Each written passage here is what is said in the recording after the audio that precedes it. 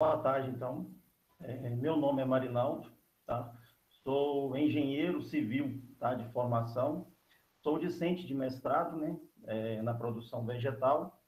Meu orientador é o professor doutor André Medeiros de Andrade, orientado pelo Wesley Esdras Santiago, tá? Ambos aqui do campus de Unai. O projeto no qual vou apresentar para vocês hoje é intitulado Identificação de áreas aptas para implantação do sistema de irrigação por pivô central no município de Unai, Minas Gerais, utilizando técnicas de geoprocessamento. Esse é um projeto novo, iniciou-se, né, no meio de 2019, porém ele já está em andamento, visto que o mestrado, né, o tempo é curto, então a gente precisa acelerar algumas etapas. O roteiro da minha apresentação, né, será introdução, revisão bibliográfica, os objetivos, justificativa, né, materiais e métodos, cronograma financeiro, cronogramas de tarefas e, por fim, né, apresentar os resultados esperados.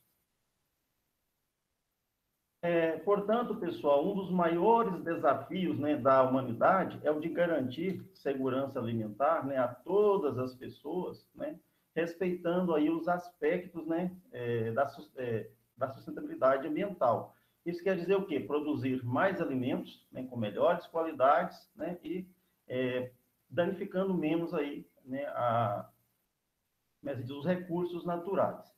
Portanto, há uma grande discussão aí na literatura, né, por grandes órgãos aí, sobre o futuro da produção agrícola, ela baseada na agricultura irrigada, né? Então, visto que, né, em locais onde há disponibilidade hídrica, né, baixa precipitação, né, aproveitar essas áreas, né, já agricultáveis, nessas áreas aí, né, de solos expostos, né, ou de pastagens, e ampliar, né, essa agricultura irrigada. Então, assim, para atender a essa demanda, né, por alimentos. Portanto, falando, né, da irrigação, né, visto que a irrigação já é uma prática aí desde os tempos aí da pré-história, né, onde o homem já desviava aí, né, os cursos d'água para irrigar a sua produção, né? Foi aí o que, né, promoveu aí, né, a permanência do ser humano em áreas secas, né? Como temos aí, vemos na história aí, né, ao longo aí do rio Nilo, né, lá no Egito, ao longo do rio Tigre, né, e Eufrates, na Mesopotâmia. Portanto, falando aqui no nosso território, né, segundo aí os historiadores, a nossa irrigação aqui, ela chegou por volta de 1900, tá? Justamente lá no Rio Grande do Sul, para poder irrigar, né, o cultivo de arroz, né? Então, era praticado aí a irrigação, né, por superfície. Portanto, a partir das décadas de 70 e de 80, houve aí, né, essa intensificação em outras regiões do país. Essa intensificação se deu justamente em função aí da expansão, né, da agricultura, justamente no Cerrado brasileiro, né, que é uma região mais seca. Então, assim, essas regiões aí, né, que contribuíram para essa expansão, né, justamente em locais onde parte dessa agricultura, né, elas simplesmente viabilizam-se, né, com a aplicação suplementar de água. No caso aqui do Cerrado, né, é muito crescente essa irrigação aí, né, para ter uma segurança aí em questão de plantio, a irrigação aí por pivô central. Então, assim, falando aí de Cerrado, que é o nosso segundo maior bioma aí, para vocês terem ideia, né, das áreas irrigadas por pivô central, né, que é um dos temas, né, desse projeto, tá? Ela é responsável por 79,1% dessas áreas irrigadas estar justamente inseridas, né, dentro do bioma cerrado. Fato este em função aí da expansão agrícola, né, nessas regiões aí, principalmente no centro-oeste, né, que é próximo aqui onde está a área de estudo. Então, o Cerrado, para vocês terem uma ideia, ele é responsável aí por 42%, tá, do que representa o agronegócio, né, no nosso PIB brasileiro. Então, mostrando assim a força, né, dessa região para a produção agrícola, né, para a produção vegetal no nosso país. Então, assim, caracterizar, por exemplo, né, o solo quanto o potencial agrícola é relevante, né, para o desenvolvimento aí de uma agricultura, né, que seja racional e que seja adequada às condições ambientais de uma determinada região. Portanto, as terras elas precisam responder, né, ao emprego da tecnologia, fazendo-se necessário que a existência aí de uma adequada, né, classificação de sua aptidão. Então, assim, além desses critérios aí puramente técnicos, né, deve levar o que em consideração a disponibilidade hídrica de uma região, assim como as questões ambientais, né? Então, as áreas de preservação permanente, né, a exemplo. Então, assim, para que se tenha, né, uma melhor produtividade de uma região, é preciso avaliar que haja esse equilíbrio entre áreas, né, com aptidões para determinadas culturas, associadas aí, né, com a disponibilidade hídrica e, claro, sempre aí preservando, né, as questões ambientais. Então, assim, dada essa complexidade, né, essa contínua expansão da irrigação, né, brasileira, as geotecnologias, né, no caso o geoprocessamento, né, as imagens de satélite de uma forma geral, elas configuram-se em experiências aí, né, recentes, mais promissoras e com grandes possibilidades de aplicações. Um exemplo desse aqui, por exemplo, né, eu trouxe esse aqui do CENIS-IMBAC, de 2005, onde eles utilizam o geoprocessamento e a geoestatística para classificação de terras para irrigação na bacia de Rio Pardo, lá em Pardinho.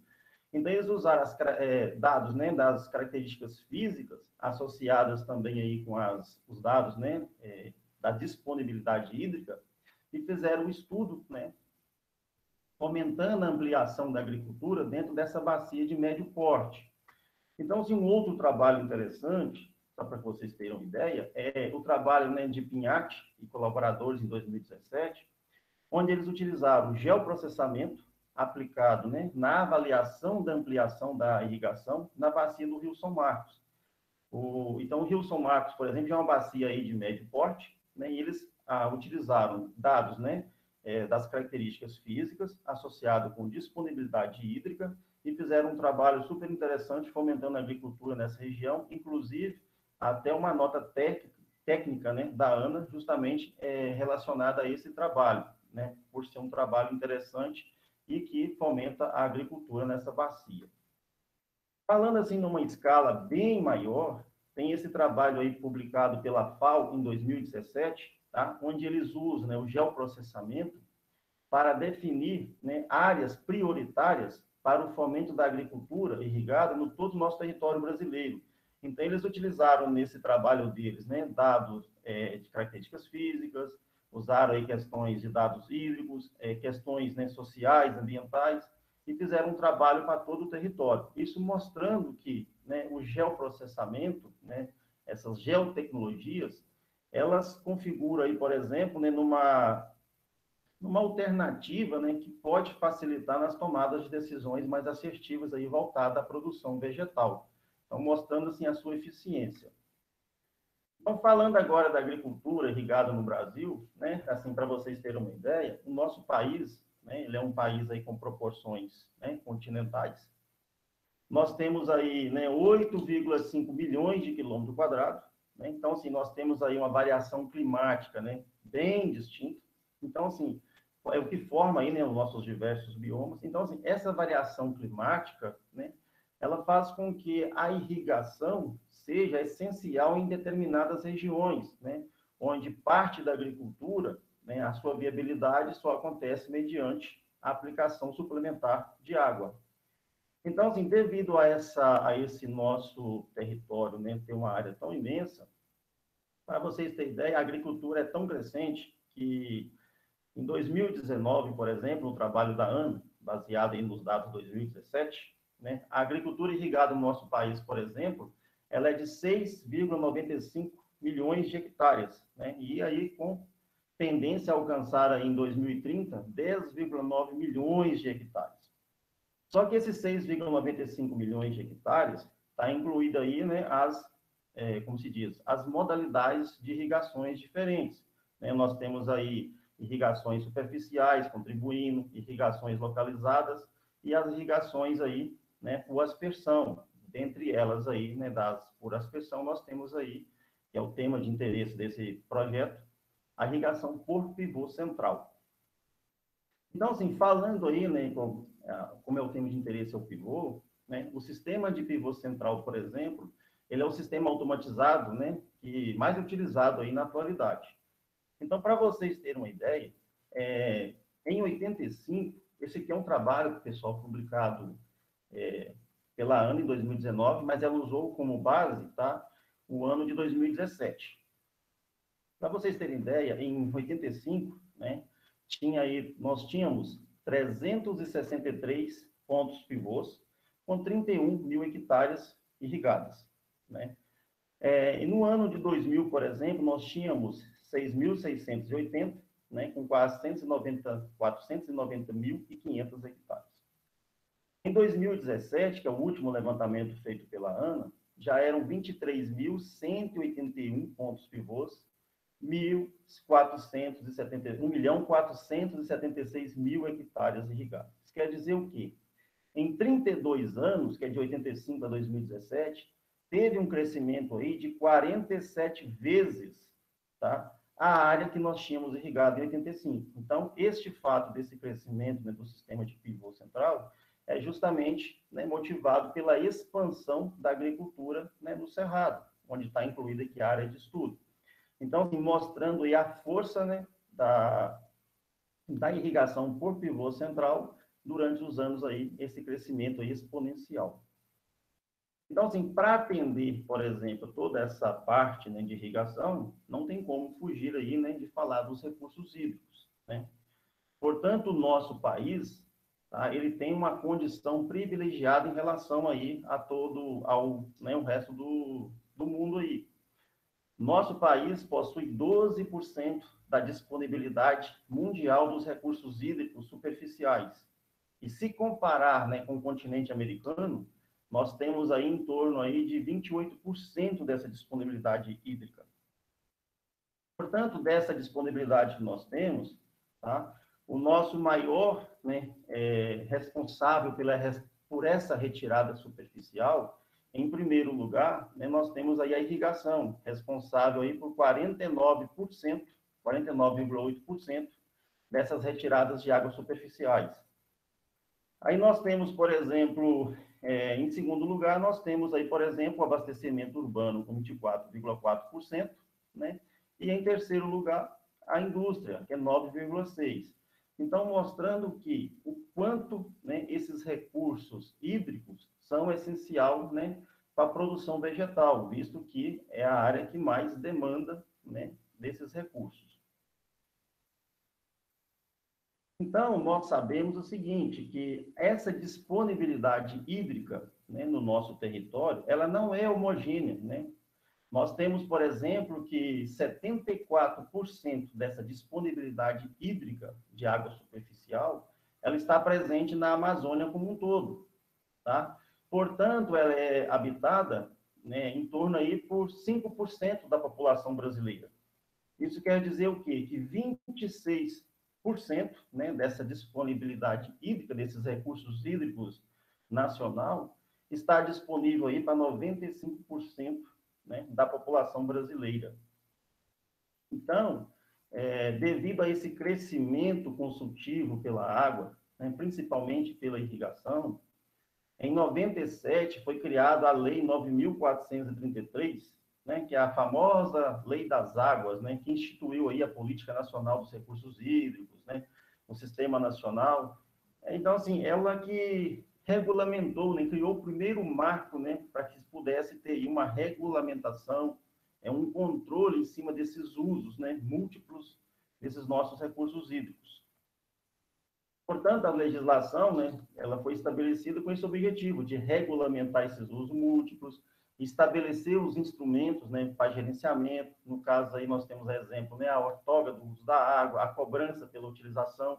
Então foi aí onde iniciou-se, né, esse primeiro marco aí dessa regularização, né, desse consumo nesses recursos hídricos, visto, né, como se diz, visto a crescente demanda, né, de vários setores, né, houve-se essa necessidade de criar, né, essa lei. Então, falando, pessoal, dos meus objetivos, tá? O objetivo geral desse trabalho, desse projeto, é avaliar as áreas com aptidão para irrigação por pivô central no município de Unai, Minas Gerais, e relacionar com o cenário da agricultura irrigada na área em estudo, utilizando aí técnicas de geoprocessamento.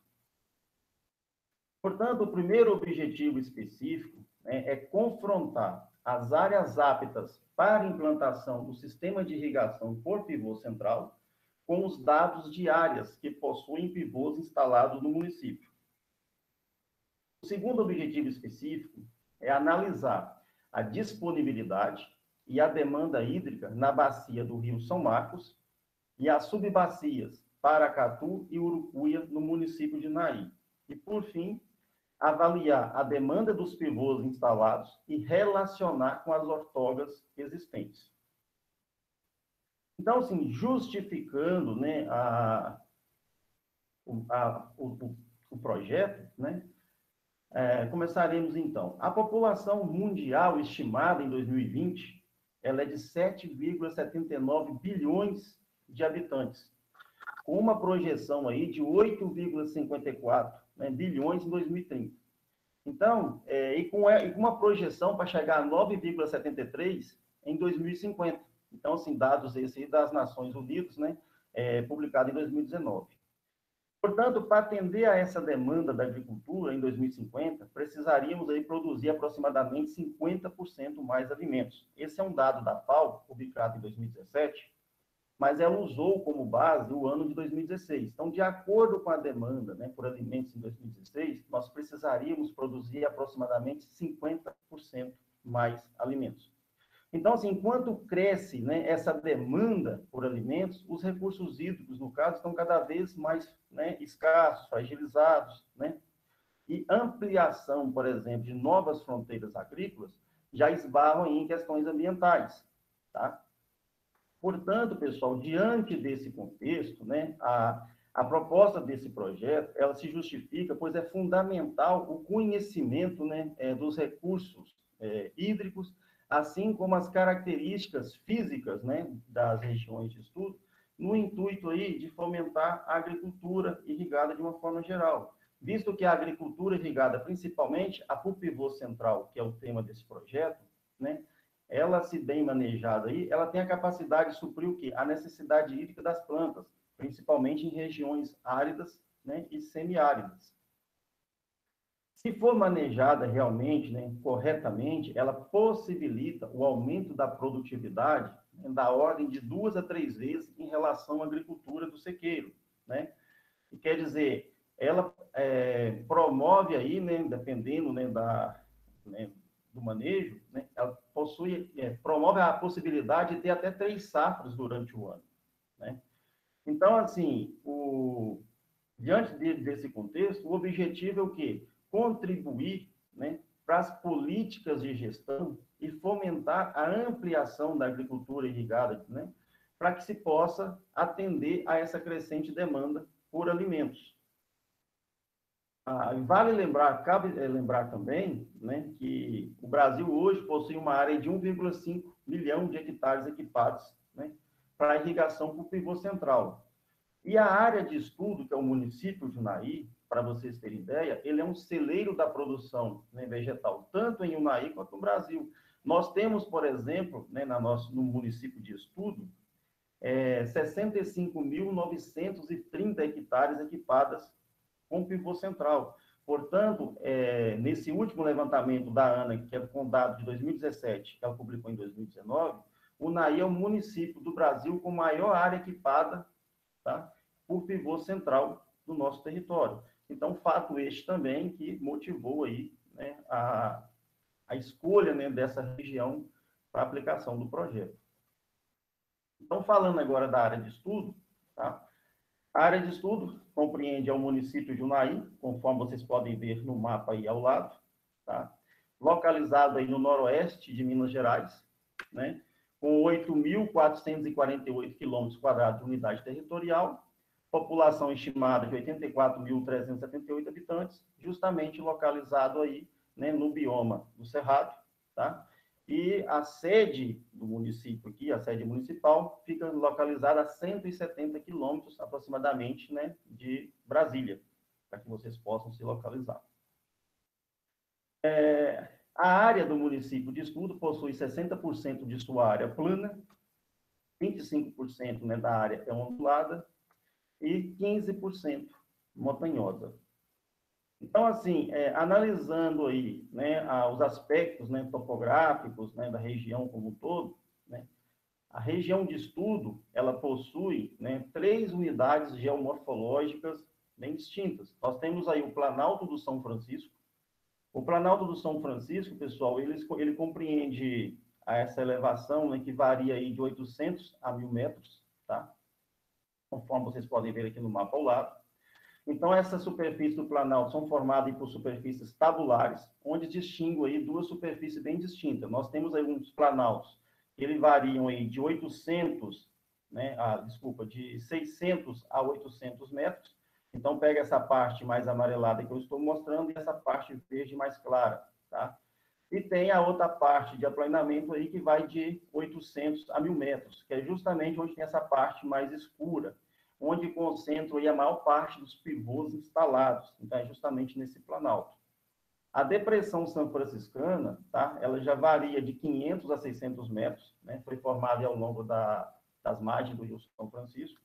Então, nessa região aqui, olha, onde a parte mais escura, que varia de 500 a 600, também há grande concentração dos pivôs instalados hoje no município.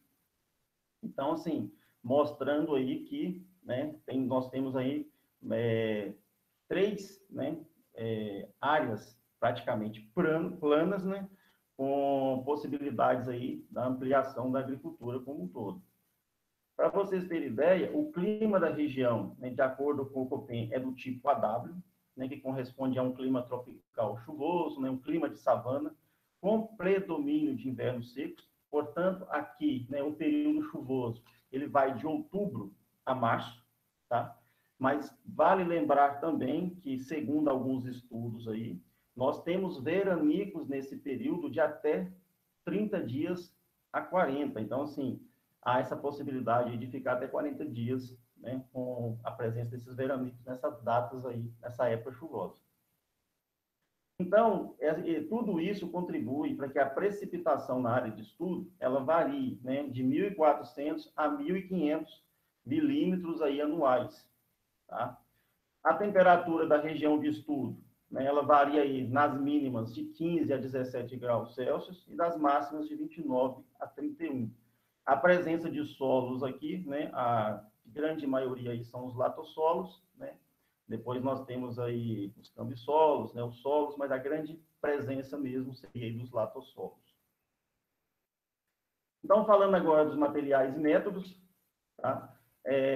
Esse projeto será dividido em 3 etapas, tá? A primeira etapa será avaliar as áreas com aptidão para irrigação por pivô central e depois, né, fazer aí o levantamento desses pivôs centrais instalados no município. A segunda etapa seria, né, fazer a análise, né, hídrica, né, que é calcular essa disponibilidade hídrica, né, da área de estudo.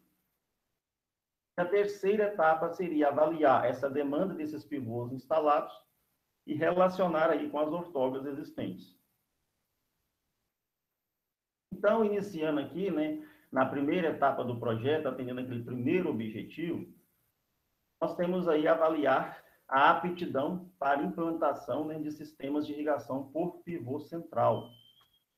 Então, portanto, né, será utilizado aí dados matriciais, tá, que são dados provenientes aí, né, de imagem de satélites. Então, será utilizado dados, né, da USGS, que são dados de imagem, né, SRTM, que são imagens de radar, com resolução aí de 30 metros. Então, será feito aí um mosaico, tá, com 4 imagens. Depois será feito esse recorte para a área de estudo. E será gerado, portanto, um modelo digital de elevação para que se possa fazer um mapa de declividade. Esse mapa de declividade será dividido, né, de 0 a 5%, de 5 a 15%, de 15 a 30% e maiores que 30%. Porque, de acordo com a literatura, né, para a implantação do sistema de irrigação por pivô central, até 15% seria o ideal, né?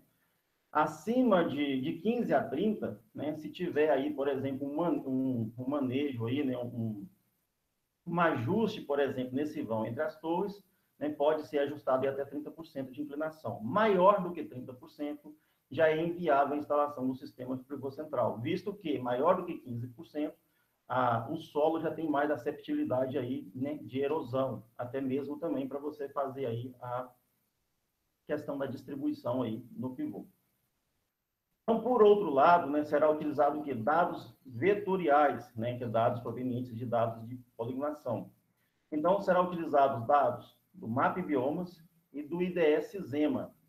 E, portanto, será utilizado esses dados e será feito o recorte para a área de estudo. Então, será feito aí, utilizado, né, dados da rede de drenagem do município, tá? Para que se possa fazer o mapa de distância desses corpos hídricos, tá? Esse mapa será dividido, né, em distâncias de 0 a 1.000 metros, de 1.000 a 2.000 metros, de 2.000 a 3.000 metros, de 3 a 4.000 e maior que 4.000 metros. Essa divisão foi visto que, quanto mais distante, tá, é essa captação para o sistema de irrigação central, né, quanto mais longe, mais oneroso é o processo, visto que você precisa maiores conjuntos de motobombas, né, maiores distâncias de tubulações, então, portanto, foi dividido em função aí, né, das características para implantação. Por outro lado, será utilizado dados também, né, de solos da região, tá? Para fazer o quê? O mapa das classes de solos. Então, na região que foi encontrados os latossolos, foi encontrados os cambissolos, gleissolos e os neossolos. Tá? E, por fim, será feito aí uma outra camada que será utilizado para fazer essa aptidão, que será o quê? Uso e cobertura do solo. Portanto, né, será feito aí a união, tá, entre os dados de uso e cobertura do solo, né, unidos, tá, com as áreas, né, as faixas de domínio que nós temos aí, né, nas laterais das rodovias, que é aconselhado, né, a não cultura, então, de acordo com a Lei 12.651, e também será associado com as áreas de preservação permanente, né, de acordo com a Lei 6.766. Portanto, será feita essa união, né, desses dados e será, portanto, feito aí, executado, o mapa de uso e cobertura do solo, que será classificado como áreas agrícolas e áreas não agrícolas. Tá? De uso e cobertura do solo, pessoal, foi considerado nesse estudo, né, será considerado áreas já agricultáveis, áreas de solo exposto, né, e áreas de pastagens. Portanto, né, áreas, por exemplo, né, com formação florestal, não será considerado, por exemplo, como áreas não agrícolas. Portanto, depois será feito, né, a junção do mapa de declividade com o mapa de distância desses corpos hídricos, né, o mapa de classes de solos, mapa de uso e cobertura, tá? Portanto, será feita uma reclassificação de acordo com matriz de pesos. Tá? Essa matriz de peso, pessoal, é de acordo com o método proposto por SAAT, né, que foi desenvolvido por volta aí da década de 70, tá? Onde ele desenvolveu, né, uma tabela de peso onde varia de 1 a 9, sendo 9, né, uma área com melhores condições e 1 seria uma área menos favorável. Portanto, 9 uma área mais favorável e 1 uma área menos favorável. Portanto, né, todas essas informações que vocês viram aqui, por exemplo, latossolos será classificado, né, com peso 9, esse outro aqui, o cambissolos, com peso 7, esse com peso 5 e esse aqui, por exemplo, com peso 1. Tá? Portanto, depois dessa reclassificação, será feita, então, essa análise de todos esses mapas que vocês viram, tá?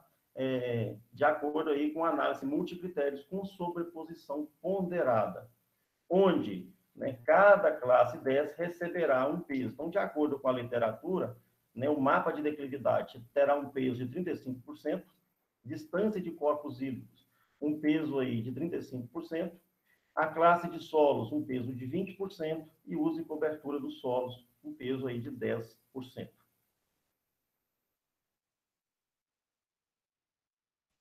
Portanto, ao final de todo esse processo, será realmente, né, elaborado aí, portanto, o mapa de aptidão da irrigação por pivô central. Mapa esse que será reclassificado em áreas ótimas, em áreas boas, em áreas médias para irrigação e áreas restritas.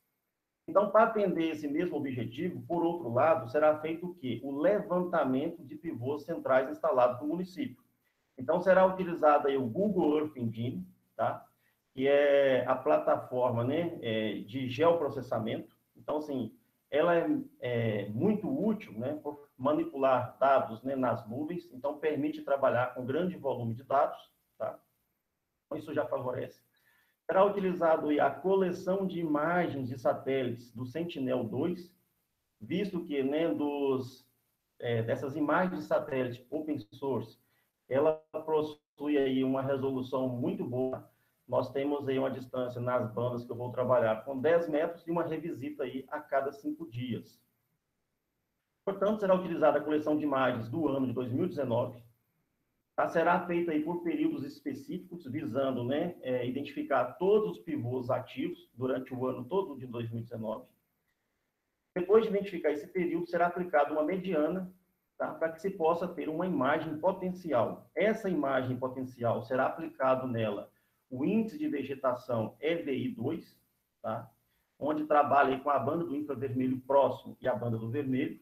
Tá? Esse índice aí foi proposto, né, por Jiang et al. Em 2008, para vocês terem ideia. E depois de aplicar o índice de vegetação, será feito o recorte para a área de estudo. Esse recorte, depois de ser aplicado, essa imagem será exportada para o Google Cloud Platform, porque lá é mais leve para se trabalhar do que já baixar essa imagem diretamente para o Google Drive. Portanto, essa imagem será importada para dentro do software de geoprocessamento, tá? Onde será feita a identificação visual desses pivôs centrais, tá? Portanto, será feita em dados vetoriais, será feita essa vetorização, que é o quê? Fazer esses polígonos, né, nas áreas que realmente, né, apresenta a vegetação irrigada com o pivô central. Essa imagem depois será importada para dentro do Google Earth Engine de novo, para que se possa gerar outros períodos específicos, para que se possa analisar o ano todo e ter realmente todos os pivôs ativos.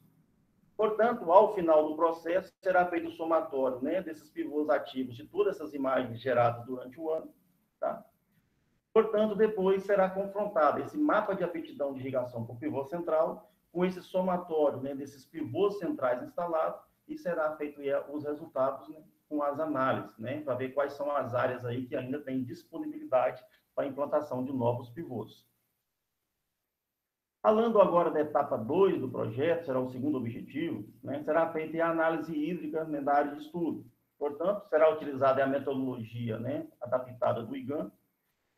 Utilizaremos dados aí, né, do sensor MODS. Então, esses dados aí do sensor de evapotranspiração de referência, será utilizado aí o Google Earth Engine para, né, coletar essas informações.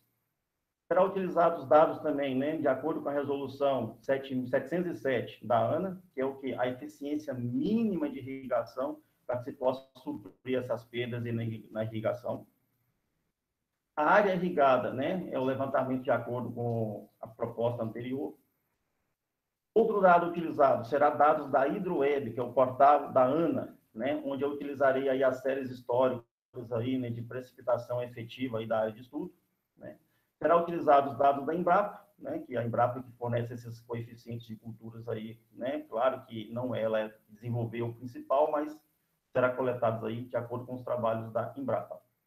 Então, para calcular essa lâmina média dessa aplicação de irrigação, será utilizado, né, todos esses dados e adaptado na metodologia do IGAN. Por outro lado, eu utilizarei aí o software do Syscorf, que é um software desenvolvido pela Universidade Federal de Viçosa, em parceria, né, com a ANA e outros órgãos. Tá? Os dados inseridos nesse software serão dados da HidroWeb, tá? Dados aí do portal da ANA, né, das estações pluviométricas da área de estudo. Tá? Portanto, será calculado a vazão de 50% da Q710 para cada estação pluviométrica e depois será feita a regionalização, tá, para todas essas 3 subbacias aqui. Visto que a área de estudo, como vocês podem observar, tá? Ela é contemplada por três, né? Aqui nós temos a bacia do Rio São Marcos, aqui nós temos a bacia, né? A subbacia Paracatu e aqui a subbacia Urucuia. Esses pontos vermelhos que vocês estão observando aí são as estações pluviométricas, tá? Nessa área de estudo. Então, para eu calcular como é que se diz? Essa regionalização dessas vazões no município de estudo, eu preciso analisar essas subbacias. Portanto, depois será calculada aí a disponibilidade hídrica em função aí das 50% da Q710. Tá? Depois, portanto, será feita aí, tá? Essa análise hídrica, né? Utilizando aí a lâmina de irrigação, junto com a disponibilidade hídrica, para que se possa aí, né, confrontar com as áreas de aptidão por pivô central, para ter aí os dados, né, específicos aí do estudo. O terceiro objetivo será avaliar a demanda dos pivôs instalados e relacionar com as ortogas existentes. Portanto, será utilizado aí os dados dos pivôs instalados, que é a demanda que será calculada na etapa anterior, com os dados aí das ortogas existentes, né, que você encontra aí, por exemplo, é disponibilizado no portal, né, da regulação da ANA. Portanto, lá fornece aí, lá você consegue ter essas informações aí de consumo médio anual. Portanto, será feito aí essa correlação para que se possa aí, né, obter alguns resultados interessantes e algumas análises aí, né, que se tornam viável o projeto. Falando agora, pessoal, do cronograma financeiro, tá? O cronograma financeiro vai ficar em torno aí de 3.320. Eu fiz questão de mostrar para vocês, de frisar essas informações aqui. Opa. Que tem custo zero, para quê? Para que vocês possam observar que, né, essas bases de dados são importantes, né? Portanto, ela tem aí um custo zero, mostrando que, né, o produtor ou o interessado, ele pode, né, com um investimento aí bem mais em conta, ou com pouco investimento, ele pode ter informações aí, né, que pode aí facilitar na sua tomada de decisão, com um custo bem mais em conta. Portanto, aqui eu mostro aqui, ó, fiz aí 2 cursinhos, né, para poder ter uma base aí, né, em relação ao Google Earth Engine, né. Aqui um preço de um notebook aí, mas já subiu bastante, mas para mostrar aqui com um investimento aí bem mais em conta, você pode ter informações aí precisas. Aqui o cronograma de tarefas, tá? Nesse mês, por exemplo, tá? Eu já estou aí trabalhando, né? Escrevendo aí alguns resultados, né? Estou fazendo algumas análises aí também, então já estou coletando aí alguns dados e escrevendo já aí, né? A dissertação. O objetivo aqui, né, eu queria fazer minha defesa aí bem antes, mas devido aí a algumas disciplinas aí, eu creio que vai ficar realmente conforme está aqui lá para junho, tá? Mas aí está bem adiantado já, está dando para legal. Então, com o término, pessoal, desse estudo, né, desse projeto, nós esperamos contribuir, né, para políticas, né, e gestão do município aqui de Unai, né, fornecer aí subsídios ao planejamento e ao fomento da agricultura irrigada aqui no município, né? E, claro, publicar aí numa revista aí, né, que seja aí, né, que possa aí me facilitar depois. Então, eu coloquei essa revista aqui, mas, né, à medida que você vai escrevendo, vai pesquisando, vai aparecendo outras ideias, então a ideia é publicar aí esse material numa revista aí que possa, né, ajudar aí as pessoas na tomada de decisão depois. Só no mais, muito obrigado, tá? Obrigado pela atenção de todos aí.